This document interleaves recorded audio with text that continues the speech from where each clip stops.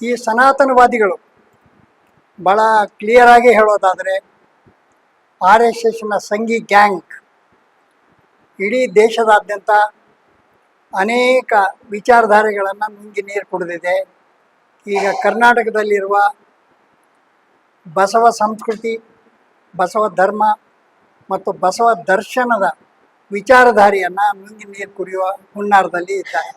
ಕಾರಣ ಇಷ್ಟೇ, ಅವರನ್ನು ಎದುರುಗೊಳ್ತಕ್ಕಂಥ ಹಿಮ್ಮೆಟ್ಟಿಸ್ತಕ್ಕಂಥ ಶಕ್ತಿ ಬಸವ ದರ್ಶನ ಮತ್ತು ಬಸವ ಸಂಸ್ಕೃತಿಗೆ ಮಾತ್ರ ಇದೆ. ದೇಶದ ಬೇರೆ ಯಾವ ರಾಜ್ಯದಲ್ಲಿ ಇಂಥ ಒಂದು ತತ್ವಶಾಸ್ತ್ರ ಇಲ್ಲ. ಜೊತೆಗೆ ಈ ಸನಾತನವಾದಿಗಳು ಯಾಕೆ ಬಸವಾದಿ ಶರಣರ ಹಿಂದೂ ಸಮಾವೇಶ ಬಸವ ಕಲ್ಯಾಣದಲ್ಲಿಯೇ ಮಾಡ್ತಾ ಇದ್ದಾರೆ? ಈಗಾಗಲೇ ಬೇರೆ ಕಡೆ ಮಾಡಿದ್ದಾರೆ, ಆದರೆ ಬಸವ ಕಲ್ಯಾಣದಲ್ಲಿ ವಿಶೇಷವಾಗಿ ಯಾಕೆ ಮಾಡ್ತಾ ಇದ್ದಾರೆ? ಬಸವ ಕಲ್ಯಾಣ ಬಸವ ದರ್ಶನದ, ಬಸವ ತತ್ವದ, ಸಂಸ್ಕೃತಿಯ ದರ್ಶನದ ಅದು ಕೇಂದ್ರ. ಇಲ್ಲಿ ಇಟ್ಟು ಮಾಡಿಬಿಟ್ಟೆವು ಅಂದರೆ ಮುಗಿತು, ಪರಮ ಚರಮ ಅಚೀವ್ಮೆಂಟ್ ಆಗ್ತದೆ ಅಂತ ಅನ್ನೋದು ಅವರ ಉದ್ದೇಶ.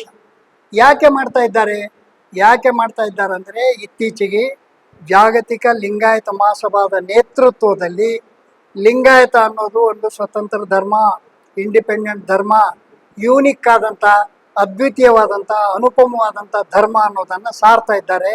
ಅದು ಆಗಬಾರ್ದು. ಯಾವುದೇ ಕಾರಣಕ್ಕೆ ಜಾಗತಿಕ ಲಿಂಗಾಯತ ಮಹಾಸಭಾಕ್ಕೆ ಸ್ವತಂತ್ರ ಧರ್ಮದ ಮಾನ್ಯತೆ ಸಿಗಬಾರ್ದು ಅಂತಂದರೆ ಬಾಯಿಂದ ಹೇಳಿದ್ರೆ ಆಗೋದು. ಅದ್ರ ಜೊತೆಗೆ ಡಾಕ್ಯುಮೆಂಟ್ರಿ ಎವಿಡೆನ್ಸ್ ಕ್ರಿಯೇಟ್ ಮಾಡಬೇಕು ಅನ್ನೋದು, ಹಿಸ್ಟಾರಿಕಲ್ ಎವಿಡೆನ್ಸ್ ಅಂದರೆ ಕಂಟೆಂಪರರಿ ಹಿಸ್ಟಾರಿಕಲ್ ಎವಿಡೆನ್ಸ್ ಕ್ರಿಯೇಟ್ ಮಾಡಬೇಕು ಅಂಥೇಳಿ ಬಸವಾದಿ ಶರಣರ ಹಿಂದೂ ಸಮಾವೇಶ ನಾಡಿನ ತುಂಬ ಮಾಡೋದ್ರ ಮೂಲಕ ಬಸವಾದಿ ಶರಣರ ತತ್ವ ಪರಂಪರೆ, ವಿಚಾರಧಾರೆ, ಧರ್ಮ ಎಲ್ಲವೂ ಕೂಡ ಹಿಂದೂ ಧರ್ಮದ ಒಂದು ಭಾಗ ಅಂತ ಡಾಕ್ಯುಮೆಂಟ್ರಿ ಎವಿಡೆನ್ಸ್ ಕ್ರಿಯೇಟ್ ಮಾಡಲಿಕ್ಕೆ ಪ್ರಯತ್ನ ಮಾಡ್ತಾ ಇದ್ದಾರೆ. ಆ ಮೂಲಕ ಮುಂದೆ ಎಂದಾದರೂ ಇವರು ಕೋರ್ಟಿಗೆ ಹೋದಾಗ, ಯಾವುದೇ ಹೋರಾಟ ಮಾಡಿದಾಗ ಇದು ಹಿಂದೂ ಧರ್ಮದ ಭಾಗ, ಆದ್ದರಿಂದ ಜಾಗತಿಕ ಲಿಂಗಾಯತ ಮಹಾಸಭಾದ ನೇತೃತ್ವದಲ್ಲಿ ನಡೀತಕ್ಕಂಥ ಲಿಂಗಾಯತ ಸ್ವತಂತ್ರ ಧರ್ಮದ ಆಂದೋಲನಕ್ಕೆ ಎಂದೂ ಜಯ ಸಿಗಬಾರ್ದು ಅನ್ನೋದೇ ಅವರ ಉದ್ದೇಶ. ಇದನ್ನು ಕಾಂಕ್ರಿಟೈಸ್ ಮಾಡೋ ಸಲುವಾಗಿ ಅವರು ಇಂಥದ್ದೆಲ್ಲ ಮಾಡ್ತಾ ಇದ್ದಾರೆ. ನಾವು ಅದನ್ನು ತಾತ್ವಿಕವಾಗಿ, ಸಂಘಟನಾತ್ಮಕವಾಗಿ ಅದನ್ನು ವಿರೋಧಿಸ್ತಾ ಇದ್ದೀವಿ. 28ನೇ ತಾರೀಕು ಬಸವ ಕಲ್ಯಾಣದ ಮಹಾದ್ವಾರದಲ್ಲಿ ಸಾವಿರ ಸಂಖ್ಯೆಯ ಜನ ಅಲ್ಲಿ ಪ್ರತಿಭಟನೆ ಮಾಡೋದ್ರ ಮೂಲಕ ನಾವು ಯಾವುದೇ ಕಾರಣಕ್ಕೆ ಹಿಂದೂವಾದಿಗಳು ಬಸವ ಧರ್ಮವನ್ನು, ಬಸವ ದರ್ಶನವನ್ನು ನುಂಗಿ ನೀರು ಕುಡಲಿಕ್ಕೆ, ಆಪೋಷನ್ ತೊಗೊಳ್ಳಿಕ್ಕೆ ಅವಕಾಶ ಕೊಡೋಲ್ಲ ಅನ್ನೋದು ತಾತ್ವಿಕವಾಗಿ, ಸಂಘಟನಾತ್ಮಕವಾಗಿ ಮತ್ತು ಹೋರಾಟದ ಮೂಲಕ ಎಸ್ಟಾಬ್ಲಿಷ್ ಮಾಡಲಿಕ್ಕೆ ಹೊರಟಿವೆ.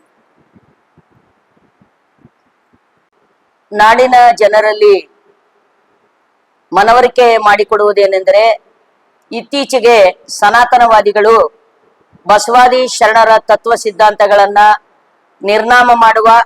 ನಿರ್ನಾಮ ಮಾಡಲು ಸಾಧ್ಯ ಇವಿಲ್ಲ ಅನ್ನೋದನ್ನ ಮನಗಂಡಿದ್ದು ಅದನ್ನ ತಿರುಚುವಂತ ಹುನ್ನಾರ ಮಾಡ್ತಾ ಇದ್ದಾರೆ.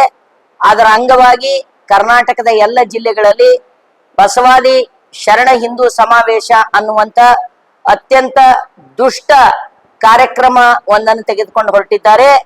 ನಾವು ಅವ್ರಿಗೆ ಹೇಳೋದೇನೆಂದ್ರೆ, ಚಾತುರ್ವರ್ಣ ವ್ಯವಸ್ಥೆಯನ್ನು ನಂಬುವಂತಹ, ಭೇದ ತಾರತಮ್ಯವನ್ನು ಹೇಳ್ತಕ್ಕಂಥ, ಲಿಂಗ ಅಸಮಾನತೆಯನ್ನು ಹೇಳ್ತಕ್ಕಂಥ, ಕರ್ಮ ಸಿದ್ಧಾಂತವನ್ನು ಹೇಳ್ತಕ್ಕಂಥ, ವೇದಾದಿ ಶಾಸ್ತ್ರಗಳನ್ನ ನಂಬುವಂತ, ಹೋಮ ಹವನಗಳಲ್ಲಿ ಪ್ರಾಣಿ ಬಲಿ ಕೊಡ್ತಕ್ಕಂಥ ಸಿದ್ಧಾಂತಕ್ಕೂ ಸಮಾನತೆಯನ್ನು ಸಾರುವ, ಪ್ರತಿಯೊಬ್ಬರಿಗೂ ಸಮಾನವಾಗಿರ್ತಕ್ಕಂಥ ಆಧ್ಯಾತ್ಮಿಕ, ಧಾರ್ಮಿಕ, ಸಾಂಸ್ಕೃತಿಕ, ಸಾಮಾಜಿಕ ಹಕ್ಕುಗಳಿವೆ, ಪ್ರಕೃತಿಯಲ್ಲಿ ಎಲ್ಲರೂ ಸಮಾನರು ಅಂತ ಸಾರಿರ್ತಕ್ಕಂಥ ಶರಣ ಸಿದ್ಧಾಂತಕ್ಕೂ ಯಾವುದೇ ರೀತಿಯಾಗಿರ್ತಕ್ಕಂಥ ಸಂಬಂಧ ಇಲ್ಲ. ಆದಾಗ್ಯೂ ಕೂಡ ಸನಾತನವಾದಿಗಳು ಇಲ್ಲಿವರೆಗೆ ಅವರು ಅನೇಕ ಹಿಂದೂ ಸಮಾವೇಶ ಮಾಡಿದ್ದಾರೆ. ಯಾವತ್ತೂ ಅವರು ಬಸವಾದಿ ಶರಣರ ಹೆಸರನ್ನು ಎತ್ತಿಲ್ಲ, ಯಾವುದೇ ವಚನಗಳನ್ನು ಕುರಿತು ಅವರು ಮಾತಾಡಿಲ್ಲ. ಆದರೆ ಇತ್ತೀಚೆಗೆ ಬಸವಾದಿ ಶರಣರ ಹೆಸರಿನೊಂದಿಗೆ ಟ್ಯಾಗ್ ಮಾಡ್ಲಿಕ್ಕೆ ಹೊರಡ್ಲಿಕ್ಕೆ ಕಾರಣ ಅಂತ ಕೇಳಿದ್ರೆ, ಅವರ ಹಿಂದೂ ಕಾರ್ಡ್ ಫೇಲ್ ಆಗಿದೆ, ಅವರ ಹಿಂದೂ ಕಾರ್ಡ್ ತನ್ನ ಮೌಲ್ಯ ಕಳ್ಕೊಂಡಿದೆ. ತಮ್ಮ ಮೌಲ್ಯಗಳನ್ನು ಹೆಚ್ಚಿಸಿಕೊಳ್ಳೋದಕ್ಕಾಗಿ ಸನಾತನವಾದಿಗಳು ಶತಮಾನದುದ್ದಕ್ಕೂ ಇತಿಹಾಸದಲ್ಲಿ ಇದೇ ಕೆಲಸ ಮಾಡಿದ್ದಾರೆ. ಇಡೀ ವೇದಾಗಮೋಪನಿಷತ್ ಸನಾತನ ಧರ್ಮವನ್ನ ತಿರಸ್ಕರಿಸಿರ್ತಕ್ಕಂಥ ಮಹಾತ್ಮ ಗೌತಮ್ ಬುದ್ಧನನ್ನು 9ನೇ ಅವತಾರ ಮಾಡಿದ್ರು. ಇವತ್ತು ಬಸವಣ್ಣನನ್ನು ಕೂಡ ಆಪೋಷಣೆ ತೆಗೆದುಕೊಳ್ಳಲಿಕ್ಕೆ ಹೊರಟಿದ್ದಾರೆ. ಆದರೆ ಈಗ ಬಸವ ತತ್ವಾಭಿಮಾನಿಗಳು ಎಚ್ಚರಾಗಿದ್ದಾರೆ. ಅವರಿಗೆ ತತ್ವ ಮತ್ತು ಸಿದ್ಧಾಂತದ ಬಗ್ಗೆ ಸ್ಪಷ್ಟತೆ ಇದೆ. ಆ ಸ್ಪಷ್ಟತೆಯನ್ನು ಹೇಳುವುದಕ್ಕಾಗಿ ಅವ್ರಿಗೆ ನಾವು ಹೇಳ್ತಾ ಇದ್ದೀವಿ, ಬಸವಾದಿ ಶರಣರನ್ನ ಹಿಂದೂ ಅನ್ನುವ ನಿಮ್ಮ ಫೋಲ್ಡರ್ನೊಳಗೆ ತರುವಂತ ಕುಚೇಷ್ಟೆ ಮಾಡಬೇಡಿ. ನೀವು ಹಿಂದೂ ಸಮಾವೇಶ ಇಲ್ಲಿವರೆಗೆ ಮಾಡ್ಕೊಂಡು ಬಂದಿರಿ, ಮಾಡ್ತಾ ಹೋಗ್ರಿ. ಬಸವಾದಿ ಶರಣರು ಯಾರು ಗುತ್ತಿಗೆ ಇಲ್ಲ. ಬಸವಾದಿ ಶರಣರನ್ನ ಯಾರು ಬೇಕಾದ್ರೂ ಕೂಡ ಫಾಲೋ ಮಾಡಬಹುದು, ಅನುಷ್ಠಾನ ಮಾಡಬಹುದು, ಆದರ್ಶ ಅಂತ ಒಪ್ಕೋಬಹುದು. ಆದರೆ ಬಸವಾದಿ ಶರಣರು ಸನಾತನವಾದಿಗಳು ಅಂತ ಹೇಳುವುದಾಗ್ಲಿ, ವೇದ ಆಗಮಗಳ ಮುಂದುವರಿಕೆಯ ಭಾಗ ಅಂತ ಕಲುಷಿತಗೊಳಿಸುವುದಾಗ್ಲಿ ಮಾಡ್ಲಿಕ್ಕೆ ನಾವು ಬಿಡೋದಿಲ್ಲ. ಅದಕ್ಕಾಗಿ ಎಲ್ಲೆಲ್ಲಿ ಅವರು ಬಸವಾದಿ ಶರಣ ಹಿಂದೂ ಸಮಾವೇಶ ಮಾಡಿದ್ದಾರೆ, ಅಲ್ಲೆಲ್ಲಿ ತೀವ್ರತರವಾಗಿರ್ತಕ್ಕಂಥ ವಿರೋಧಗಳನ್ನು ಎದುರಿಸಿದ್ದಾರೆ. ಇವತ್ತು ಬಸವ ಕಲ್ಯಾಣದಲ್ಲಿ ಇಡೀ ಬಸವ ಕಲ್ಯಾಣವನ್ನ ತಾವು ಆಪೋಷಣ ತೆಗೆದುಕೊಳ್ಬೇಕು, ಅದನ್ನ ಸನಾತನವಾದದ ಕೇಂದ್ರ ಮಾಡಬೇಕು ಅಂತ ಅವ್ರು ಹೊರಟಿದ್ದಾರೆ. ಅದನ್ನ ಮಾಡ್ಲಿಕ್ಕೆ ಬಸವ ಭಕ್ತರು ಬಿಡೋದಿಲ್ಲ ಅನ್ನೋದ ಎಚ್ಚರಿಕೆ ಕೊಡೋದಕ್ಕಾಗಿ 28ನೇ ತಾರೀಕಿಗೆ, ಇದೇ ಬರುವ 28ರಂದು ಬಸವ ಕಲ್ಯಾಣದ ಮಹಾದ್ವಾರದ ಎದುರುಗಡೆ ಪ್ರತಿಭಟನೆಯನ್ನ ಹಮ್ಮಿಕೊಳ್ಳಲಾಗಿದೆ. ನಾಡಿನ ನಾನಾ ಭಾಗದಿಂದ ಬಸವಾಭಿಮಾನಿಗಳು ಬರ್ತಾ ಇದ್ದಾರೆ. ಇದು ನಮ್ಮದು ತಾತ್ವಿಕ ಸೈದ್ಧಾಂತಿಕ ಸಂಘರ್ಷವೇ ಹೊರತು ಭೌತಿಕವಾದಂತ ಸಂಘರ್ಷ ಅಲ್ಲ. ವೈಯಕ್ತಿಕವಾಗಿ ನಾವು ಯಾರನ್ನೂ ದೂಷಿಸುವುದಿಲ್ಲ ಮತ್ತು ಹಿಂಸೆಯನ್ನ ನಾವು ನಂಬುವುದಿಲ್ಲ. ಅಹಿಂಸಾತ್ಮಕವಾಗಿ ಶಾಂತಿ ರೀತಿಯಿಂದ ನಮ್ಮ ವಿರೋಧವನ್ನ ದಾಖಲು ಮಾಡುವುದಕ್ಕಾಗಿ ನಾವು ಅವತ್ತು ಸಾವಿರ ಸಂಖ್ಯೆಯಲ್ಲಿ ಸೇರಿ ನಮ್ಮ ಪ್ರತಿಭಟನೆಯನ್ನ ನಾವು ದಾಖಲೆ ಮಾಡ್ಲಿಕ್ಕೆ ಹೊರಟಿದ್ದೇವೆ. ಈ ಮೂಲಕ ಕರ್ನಾಟಕದಾದ್ಯಂತ ಅಲ್ಲೇ ಇಡೀ ಭಾರತ ತುಂಬಾ ಇರುವಂತ ಸನಾತನವಾದಿಗಳಿಗೆ ಒಂದು ಎಚ್ಚರಿಕೆ ಕೊಡ್ತಾ ಇದ್ದೀವಿ. ನೀವು ಉಳಿದ ದರ್ಶನಗಳನ್ನ ಆಪೋಷಣ ತೆಗೆದುಕೊಂಡ ಹಾಗೆ ಬಸವ ದರ್ಶನ, ಬಸವ ತತ್ವ, ಬಸವ ಸಂಸ್ಕೃತಿಯನ್ನ ಆಪೋಷಣ ತೆಗೆದುಕೊಂಡು ಹೋಗ್ಲಿಕ್ಕೆ ಸಾಧ್ಯವಿಲ್ಲ. ಯಾಕಂದ್ರೆ ಬಸವಾದಿ ಶರಣರು ಬಹಳ ಸ್ಪಷ್ಟವಾಗಿ ಅಜ್ಞಾನವೆಂಬ ತೊಟ್ಟಿಲೊಳಗೆ ಜ್ಞಾನವೆಂಬ ಶಿಶುವ ಮಲಗಿಸಿ ಸಕಲ ವೇದ ಶಾಸ್ತ್ರಗಳೆಂಬ ನೇಣ ಬಿಗಿದು ತೂಗುತ್ತಿದ್ದಾಳೆ ಭ್ರಾಂತಿ ಎಂಬ ತಾಯಿ. ನೇಣ ಕಡಿದಲ್ಲದೆ, ತೊಟ್ಟಿಲ ಮುರಿದಲ್ಲದೆ, ಜೋಗುಳ ನಿಂದಲ್ಲದೆ ಗುಹೇಶ್ವರ ಲಿಂಗವ ಕಾಣಬಾರದು ನೋಡ ಅಂತ ಅಲ್ಲಮ ಪ್ರಭುಗಳು ಬಹಳ ಸ್ಪಷ್ಟವಾಗಿ ಹೇಳಿದ್ದಾರೆ. ಈ 4 ವೇದಗಳು, 4 ನೇಣಗಳು, 4 ಶೂಲಗಳು ಇವುಗಳನ್ನ ನಿಂದಲ್ಲದೆ ಅಂದ್ರೆ ಸನಾತನ ಶಾಸ್ತ್ರ, ಸನಾತನ ಸಿದ್ಧಾಂತ ಮಾನವ ವಿರೋಧಿ ಇದೆ. ಎಲ್ಲಿ ತನಕ ಸನಾತನ ಸಿದ್ಧಾಂತವನ್ನು ಧಿಕ್ಕರಿಸುವುದಿಲ್ಲವೋ, ಖಂಡಿಸುವುದಿಲ್ಲವೋ, ಅದರ ಮಾಯಾಜಾಲದಿಂದ ಹೊರಬರುವುದಿಲ್ವೋ ಅಲ್ಲಿ ತನಕ ಜನರ ವಿವೇಕ ಮೊಳೆಯುವುದಿಲ್ಲ, ನಿಸರ್ಗದತ್ತವಾದ ಬದುಕಿನ ಸ್ವಾರಸ್ಯ ಅವರಿಗೆ ಸಿಗುವುದಿಲ್ಲ ಅನ್ನೋದನ್ನ ಮನಗಂಡಿರ್ತಕ್ಕಂಥ ಶರಣರು ಅಂದೇ ಇವರ ವೇದ ಶಾಸ್ತ್ರ ಆಗಮ ಪುರಾಣಗಳನ್ನೇ ಧಿಕ್ಕರಿಸಿದ್ದಾರೆ. ವೇದ ಶಾಸ್ತ್ರ ಪುರಾಣ ಆಗಮಗಳನ್ನೇ ತಮ್ಮ ಸರ್ವಸ್ವ ಅಂತ ತಿಳ್ಕೊಂಡಿರ್ತಕ್ಕಂಥ ಸನಾತನವಾದಿಗಳಿಗೂ, ನಿಸರ್ಗ ವಿವೇಕವನ್ನು ಎತ್ತಿ ಹಿಡಿದಿರ್ತಕ್ಕಂಥ ಬಸವವಾದಿಗಳಿಗೂ ತಾತ್ವಿಕವಾದ ಸಾಂಸ್ಕೃತಿಕವಾದ ಯಾವುದೇ ಸಂಬಂಧವಿಲ್ಲ.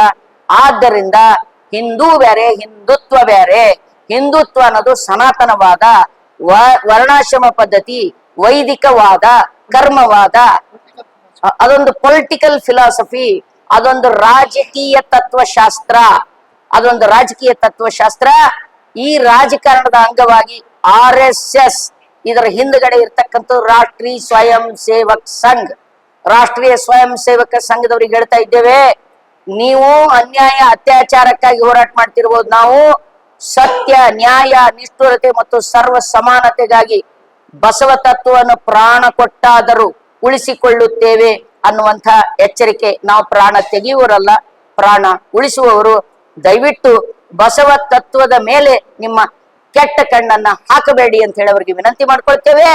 ಕೆಟ್ಟ ಕಣ್ಣ ಹಾಕುವುದಾದರೆ ಬಸವವಾದಿಗಳನ್ನ ಸೈದ್ಧಾಂತಿಕವಾಗಿ ಎದುರಿಸಲಿಕ್ಕೆ ತಯಾರಾಗ್ರಿ ಅನ್ನುವಂತ ಎಚ್ಚರಿಕೆಯನ್ನು ಕೂಡ ಈ ಮೂಲಕ ಕೊಡ್ತೇವೆ. ನಾಡಿನ ಜನತೆಯಲ್ಲಿ ವಿಜ್ಞಾಪಿಸಿಕೊಳ್ಳುವುದೇನೆಂದರೆ, ಬಸವ ಕಲ್ಯಾಣದಲ್ಲಿ ನಾಳೆ ಬರ್ತಕ್ಕಂಥ ರವಿವಾರ 28ನೇ ತಾರೀಕು ಜೂನ್ ಬಸವಾದಿ ಶರಣರ ಹಿಂದೂ ಸಮಾವೇಶವನ್ನ ಆಯೋಜಿಸಲಾಗಿತ್ತು. ಬಸವಾದಿ ಶರಣರಿಗೆ ಈ ಹಿಂದುತ್ವಕ್ಕೆ ಯಾವುದೇ ಸಂಬಂಧವನ್ನ ಇರುವುದಿಲ್ಲ. ಆದರೆ ಇವರು ಕಲಬೆರಕೆ ಮಾಡಿ, ಮಿಶ್ರಣ ಮಾಡಿ ಜನರಿಗೆ ಕನ್ಫ್ಯೂಷನ್ ಮಾಡ್ತಕ್ಕಂಥ ಒಂದು ಕಾರ್ಯಕ್ರಮವನ್ನು ಆಯೋಜಿಸಿದ್ದಾರೆ. ಈಗಾಗಲೇ ಅಲ್ಲಿನ ತಾಲೂಕಾ ದಂಡಾಧಿಕಾರಿಗಳು ನಿರ್ಬಂಧ ಹೇರಿದ್ರು, ಅದನ್ನ ಪ್ರಶ್ನಿಸಿ ಹೈಕೋರ್ಟ್ನಲ್ಲಿ ದಾವೆ ಹೂಡಿದ್ರು.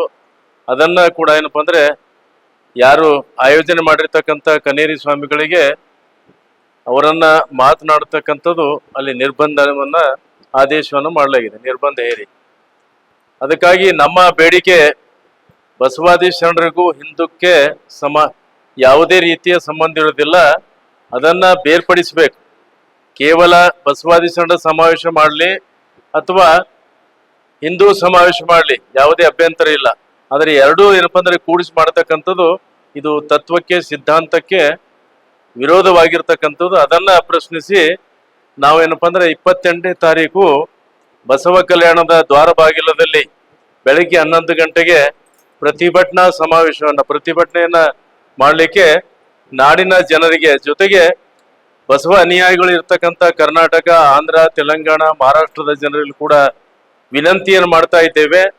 ಈ ಒಂದು ಚಳವಳಿಯಲ್ಲಿ ಅಂದ್ರೆ ಪ್ರತಿಭಟನೆಯಲ್ಲಿ ಭಾಗವಹಿಸಿ ಅಂದಿನ 28ನೇ ತಾರೀಕು ಜರುಗತಕ್ಕಂಥ ನಮ್ಮ ಬೇಡಿಕೆಯನ್ನು ಈಡೇರಿಸ್ತಕ್ಕಂಥ ಕಾರ್ಯಕ್ರಮದಲ್ಲಿ ಭಾಗವಹಿಸಿ ಅದನ್ನು ಯಶಸ್ವಿಗೊಳಿಸಬೇಕಾಗಿ ವಿನಂತಿಯನ್ನು ಮಾಡ್ತಾ ಇದ್ದೇವೆ.